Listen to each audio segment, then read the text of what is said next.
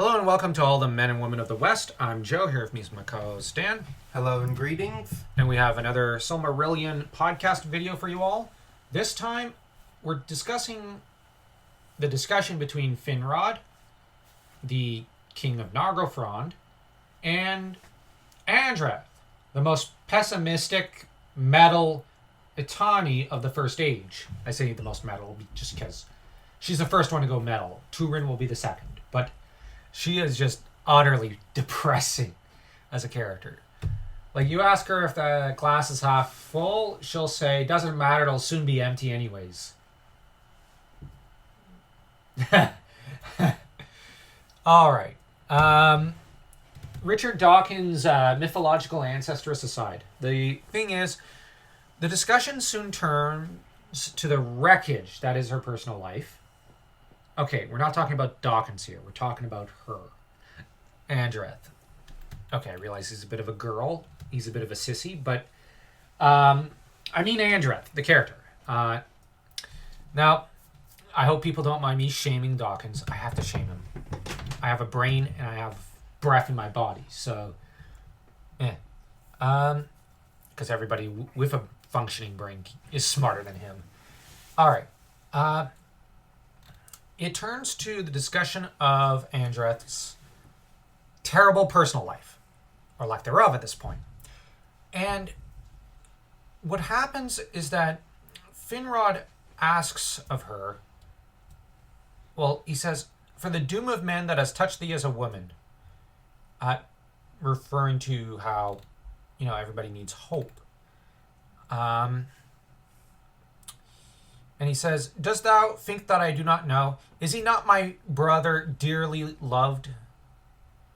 Aegnor, Aegnor, the sharp flame, swift and eager, and not long are the years since you first met, and your hands touched in this darkness.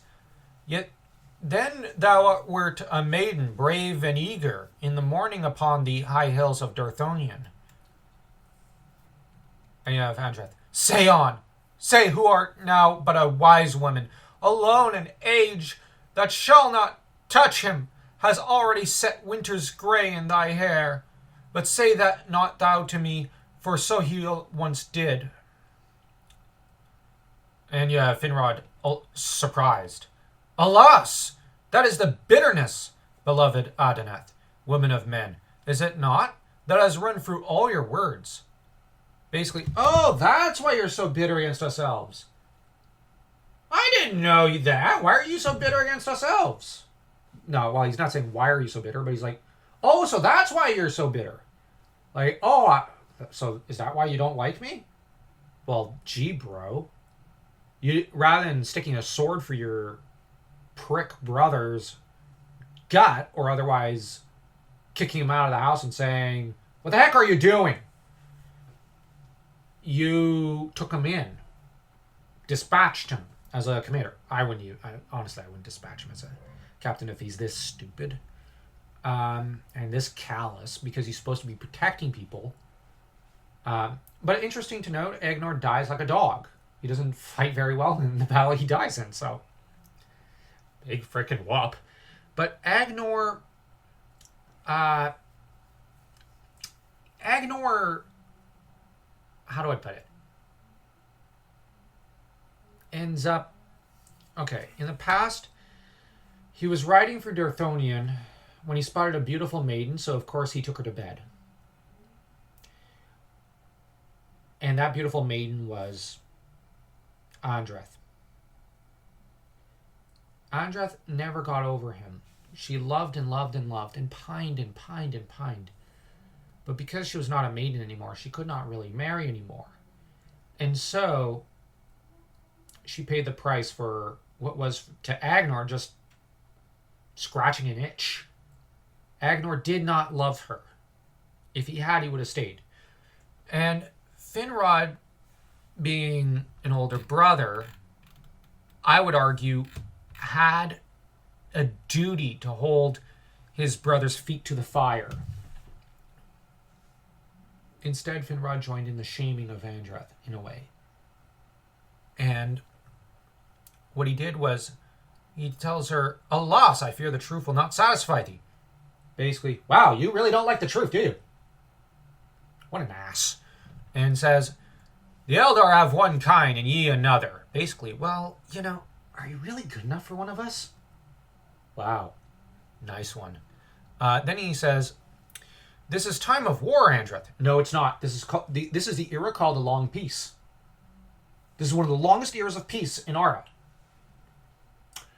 He's lying through his teeth, and she knows it. So he's like, time of war. Can't blame him for not taking you for a wife. But isn't this the long peace? Well, yes.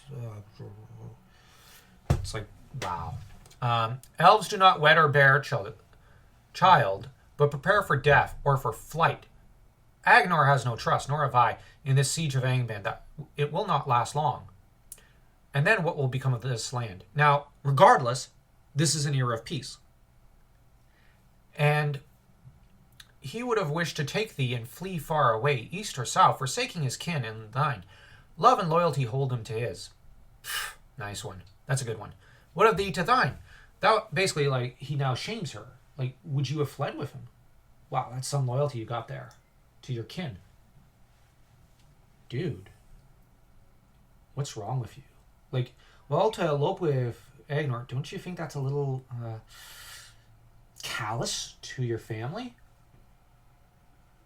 What Finrod is forgetting is that even amongst elves, this is the custom. Women marry out of their houses and into the house of their men. This is ancient custom. When the Greeks... Okay, let's go back to the Greeks. When a Greek woman would marry a Greek man, she would leave her house to go move into his. This is one of the oldest customs in human history. Finrod is shaming her for wanting to do that. Now, saying, would you have him abandon his kindred? That's a more legitimate argument. But the follow-up argument to that was bad. So, thou hast said thyself that there is no escape by flight within the bounds of the world. So basically, if there's no place to run, what's the point of having kids? Jeez, dude. I see you took your black pill this morning. You took your suppository. Now, you have Andreth, who says some pretty tragic lines at this point in the story. For 1 year, 1 day of the flame, I would have given all kin, youth, and hope itself. Adeneth I am. Wow. Finrod, that he knew, and he withdrew, and did not grasp what lay to his hand. Eldad he is. For such barters are paid for in anguish that cannot be guessed until it comes, and in ignorance rather than in courage. The Eldar judge that they are made. Basically, he said, like, well, the problem is, all it would have done is give him grief because, he'd have to say goodbye. You've got, what, 50 years? Basically. On the other hand, Finrod does reveal in this story that he predicted the death of Aegnor. So, you'd have ended up burying him. Isn't it too sad to bury a loved one? So why bother even loving? Yeah, like, dude. Take that sword and just... What the heck? Then what's the point of living? Like, you can basically hear the heavy metal music just a heartbeat away from this guy. What is this guy doing being a king? No, like, Call, for all his depressing brooding, never went this far. But the thing is, he also suggests, nay, Adeneth, if any marriage can be between our kin and thine, then it shall be for some high purpose of doom. Brief it will be, and hard at the end. Yeah, the least cruel fate that could befall would be that death should soon end it. Okay, what's happening to me? I've made my mistakes and whatnot. But the thing is, this is where we're starting to see that now, interesting fun fact, Finrod's starting to think about the pairing of a mortal man and an immortal elf. Now the idea is stuck in his head. I mean, because there are good reasons why a man and an elf, and or a woman and an elf shouldn't be together. Like the lifespan thing, that's a good argument. Well, you might never see each other in the afterlife. That's a good argument. Yes, and then how Andreth was treated. The elves are like, we live far longer, and the mortals Die in a flash. die in a flash. Mortal men go through aging. For example, the passion to settle down, to establish roots and get married. The elf might not be ready for that because... Yeah. They're still living with mom. I'm joking. But actually, Andreth says something about how, well, it'd be the least cruel fate that could befall would be that death should soon end it. But the end is always cruel for men, said Andreth. Fair. That sounds like something Raceland later said. And now we get to the most... Honestly, probably the most depressing line I've ever seen Tolkien ever write. And it's one that I just find hard to read. You have Andreth. This one speaks of so much pain and agony in her soul that it's like, holy crap. I would not have troubled him when my short youth was spent. I would not have hobbled as a hag after his bright feet when I could no longer run beside him.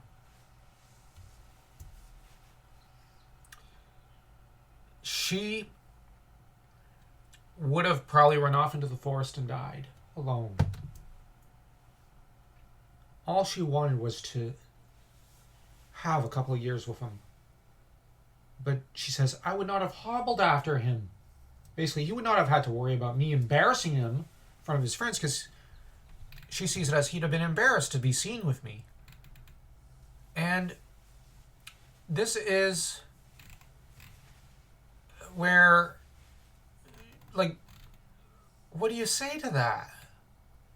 She would have preferred to die alone somewhere, and would have preferred he abandon her after he marries her and gives her a couple of years, maybe even children.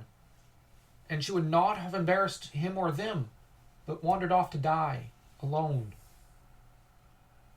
To an extent, I now think maybe Finrod's right. Like, okay, maybe it was a good thing Aegnor didn't go for you. Not because there's anything wrong with Andreth, but it's just that she would not have deserved that.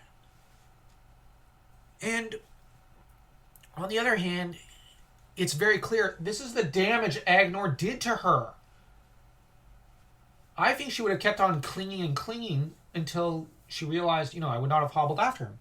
She would have gone elsewhere. But I think that had he clung to her in return, he would not have let her hobble off like a hag.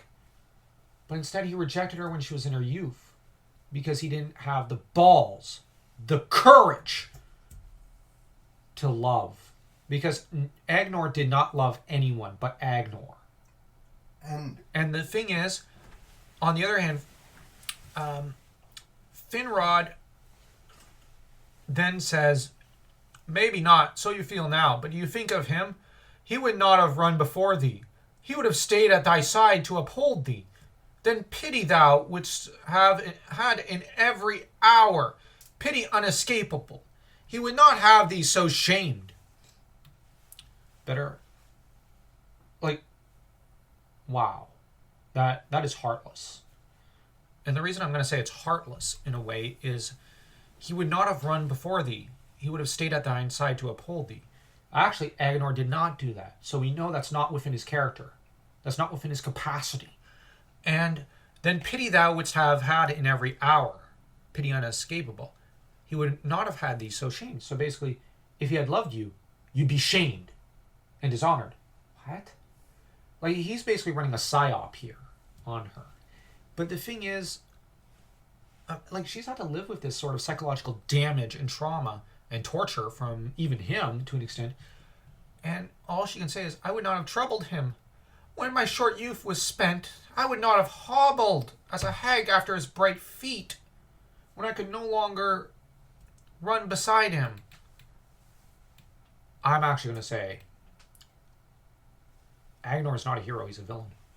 He is evil. Aegnor took his immortality for granted. You could tell he's a young elf. Yeah. Because he had none of the wisdom and goodness of Finarfin or even Finrod Felagund. Like, this guy broke this woman. Her whole life was spent waiting for him to come back to her. And then giving up because she got too old. This is... I'm going to be honest. I think Aegnor is more evil than Luca Blight, for example. Even Luca Blight would not have done this to someone. Oh, but he violated women. He murdered people. Yeah, but he didn't torture them to this extent psychologically and use them in such a manner. I'm actually going to say Aegnor is pure evil. I don't think anyone could defend him. I don't think there's any defense of this character. It's like a child getting married without considering everyone telling him it's a bad idea. And she ends up saying, "And what shall I remember? And when I go, to what halls shall I come? To a darkness in which even the memory of the sharp flame shall be quenched, even the memory of rejection, that at least." He didn't even leave her with the memory of rejection. At least rejection would give her closure. The Eldar have no healing words for such thoughts, Adeneth. But would you wish that elves and men had never met? Is the light of the flame which otherwise you would never have seen, of no worth even out? Wow. Cruel. He's now like, would you wish that we never met? Would that be better? And he's trying to shame her for her pain. You believe yourself scorned?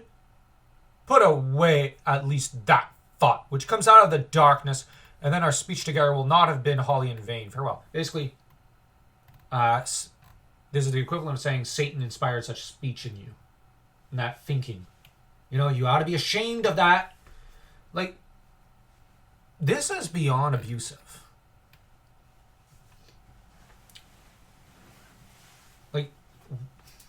We've both worked with both as teachers and in various other jobs and positions and whatnot in life. And we've seen it. We've felt it. This is abuse. This is psychological torture, and this is manipulation.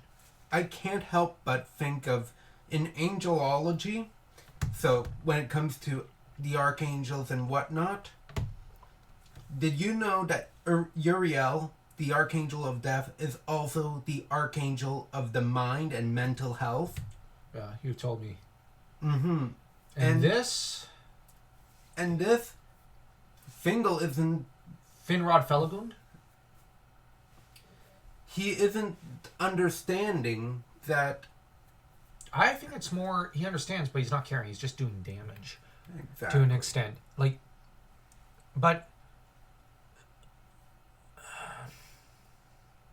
But on the other hand, he does... The two of them do reach some sort of understanding. And the last bit is also very sad. You have darkness fell in the room. He took her hand in the light of the fire. "Whither go you?" she said.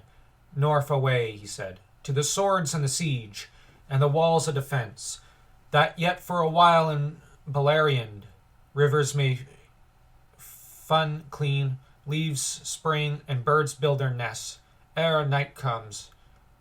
Will he be there, bright and tall, and the wind in his hair? Tell him not to be reckless, not to seek danger beyond need." She still thinks only of him, of Aegnor. He was never good enough. And you have Finrod. "I will tell him, but I might as well tell thee not to weep. He is a warrior, Andreth, and a spirit of wrath. And every stroke that he deals, he sees the enemy who long ago did this hurt. It wasn't Morgoth who did that hurt, Finrod. It was Aegnor.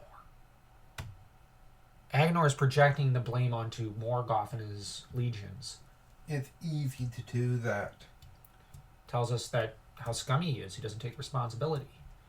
And you have, but you are not for Arda. Whither you go, may you find light.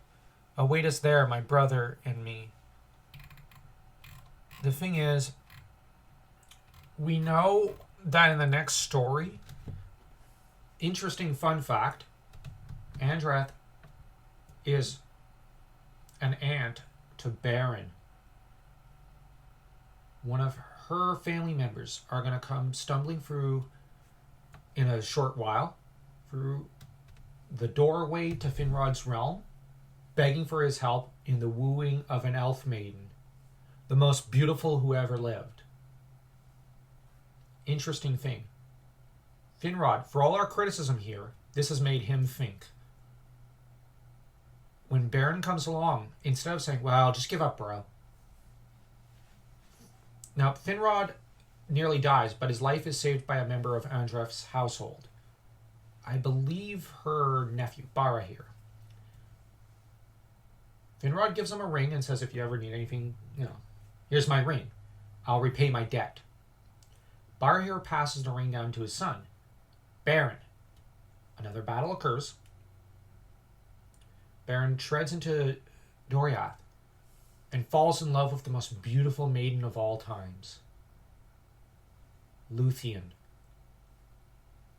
And then he sets out for Nargothrond to seek help, because he was told, if you ever need help, go to Finrod. He gets there, and Finrod is shown the ring, and though he knows it'll cause his own death, previously, I think, during this story, he would have said, well, give up, bro. Why bother chasing after an elf maiden? You were never worthy. Or at least, maybe not in so many words, well, maybe he would, but he'd probably just say, you should give up. Come on, elves and men. But instead, he takes the ring, returns it, and then proceeds to tell his people, I actually have to go now. It's probably going to lead to my death. I have to help this young man. And crowns his younger brother Orodreth as king of Nargothrond. What is so fascinating is that Finrod has gone from someone who does not believe that mortals and elves can ever mate to basically being the biggest shipper on deck. And being willing to give up his life, almost his soul, for Beren to get the chance to woo the elf maiden, Luthien, who is not just an elf, but half goddess, because her mother is Melian, the wife of Thingol. That's quite the character development. But we also know that Aegnor dies in battle. Andreth gets the news and dies not long after. And I think her death affects Finrod, because Aegnor never really got to know her in her old age. Finrod did, and Finrod saw the psychological torture Aegnor inflicted upon her. And he gets to see how man dies. For Beor and then Andreth. But in a way, Andreth scores the final victory. She converts Finrod to her cause, that is to say, the mortal men's cause. And her nephew Beren is going to go on to complete her quest in a way, to bring elves and men together. Beren completes her dream, but it also, I think, showcases Luthien is stronger than Aegnor. Rather than playing with a mortal and then dumping him with a pump and dump scheme to move on to the next mortal and then battle, Luthien commits everything to Beren. This shows Luthien is stronger and wiser and greater than Aegnor. But it also shows Beren is greater. But it also showcases the greatness of Finrod. It takes a lot to change and realize you did wrong. Finrod does. And Finrod, actually, the punishment he receives, I would argue he does not deserve. I may have complained he psychologically tortured Andreth here, but he's also trying to comfort her in his own way. He does try to offer some genuine comfort and some kindness to her. But on the other hand, maybe some of the complaining he does is mostly him. You could read it into the text that he is losing his temper a little, because Andreth is even more melancholic and brooding and nihilistic than Raistlin. Like, that'll wear on a person where it's going to be like, oh, come on. Like, isn't there any room for hope in your heart? And he does pretty much explain that at one point. So looking at it from his perspective, it's like, okay, I know my brother treated you like garbage. But Andreth, you're in your 70s at this point. Don't you think you deserved better than him? Why didn't you get over it? Like, you're still clinging to that pain.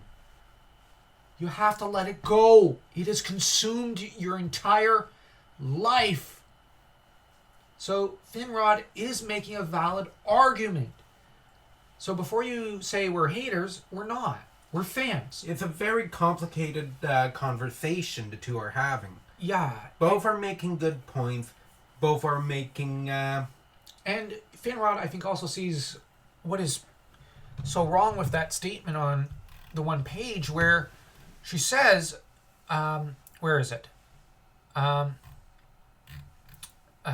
I would not have hobbled after him. I think Finrod does kind of perceive, okay, you need to, completely cast away what happened, because holy mackerel.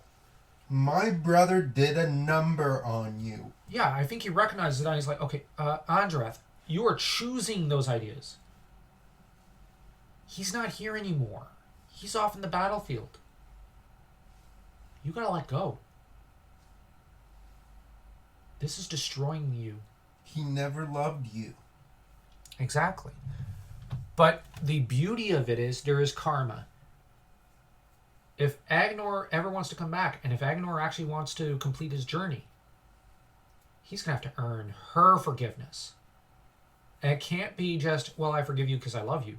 It's got to be complete and true forgiveness, where she faces what he did to her and why he did it to her. He's got a freaking atone. Honestly. And he's got a lot of explaining to do. And groveling. But my hope is, well, my headcanon is there's a special place in hell for him for a while till he earns his forgiveness. And I know I'm harsh, but I've dealt with people like Aegnor, and I've dated women who have dated Aegnors. You see the psychological damage that does to the lady. It's not pretty. I've also seen female relatives who've dated Aegnors. And it's heart-rending watching your cousins go through that. Watching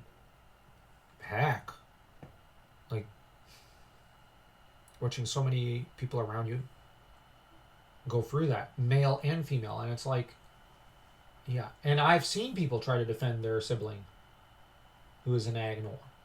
So yeah, I got no sympathy for Aegnor. His ignominious death in battle is too good for him. But Andreth, it's like, wow.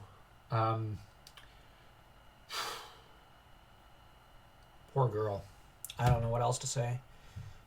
And Finrod does try to help towards the end. He's like, you gotta let this go. Like, what is it he says to her? Let me find the line. So I read it, put away at least that thought, which comes out of the darkness. Now, I initially said, he claims that comes from Morgoth, because Morgoth is the darkness. But there's another way, now that I think about it, that you could read it. But now, he's basically begging her. This comes from the darkest part of your soul, one could also read it as. And then our speech together will not have been wholly in vain. Farewell. So, on the one hand, you could read it as either him getting sanctimonious, maybe he is, but he's maybe also pleading with her, let this go! You have very little time left. At least find something joyous. And it reminds me of the line from The Bucket List, where Morgan Freeman's character says to Jack Nicholson's in a letter, I can't even begin to repay you for all the good you've done me. So instead I'm going to ask you to do me another favor. Find the joy in your life. Again. That's basically what Finrod's saying to her. Find the joy in your life. Again, because your life has been crap. But you did it to yourself in a way by pining after Aegnor. You know, like, he was never good enough. Let it go. Forgive. Forget. Step back out into the sun, so to speak. And he's still, I think, a little in denial about Aegnor. Because look at that last line of his. About every stroke. But you have for her,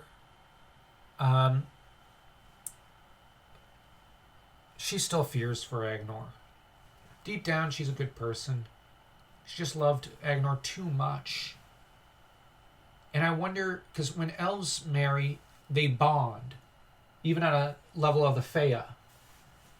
I wonder if somehow her Fea got bonded to Aegnor's. So that's why she's kind of damaged. So that Aegnor literally, in a way, violated her spirit. And she is bonded to him. And given if he could treat her this way, I will actually go out and say it. And I know people would say, no, it doesn't say that. But I wonder if he's done this to other mortal women and they've also pined and pined because their Fea got wrapped up in his. Well, elves can't be philanderers. Tell that to Aegnor. I think Tolkien was writing a very callous, womanizing character here. And he has a brother trying to explain and trying to, understand the damage his brother has done. Finrod, can you imagine how humiliating it also is for Finrod? He's got to come over to his brother's axe and help her find peace and comfort. And, Aegnor's not visiting you because, how humiliating is that? He's got to learn that he can't just be his brother's keeper. Sometimes you have to be as a brother. Yeah, but other times, it's like... You should be the first one to witch hunt him. Exactly. He should have held Aegnor accountable. So, in conclusion, with regards to Aegnor, #MeToo. I'm joking. My gosh. But this has probably been the most depressing story in the Silmarillion so far. Yeah. What do you think of that line? I would not have hobbled after him. That is just heartbreaking. Yeah, how...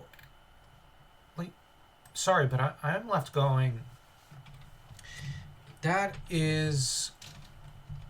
There's tragic. Then there's... Well... This, because I don't know, we've gone over it over and over again, and honestly, I don't like to read the latter bit of this story too often because it is monstrously depressing. Just that one line always sinks me into a depressed mood. I would not have hobbled after him. God. That is evil. That is pure evil, what Aegnor did to her. I've seen men and women do that to each other, and it's you're damaging someone's soul. Anyways, On that note, do check out our Substack, our book, Crown of Blood. And I'll say to everyone, if you're depressed, there are people you can talk to. And don't forget to find the joy in your life again if you've lost it. But if you still have it, cling to it.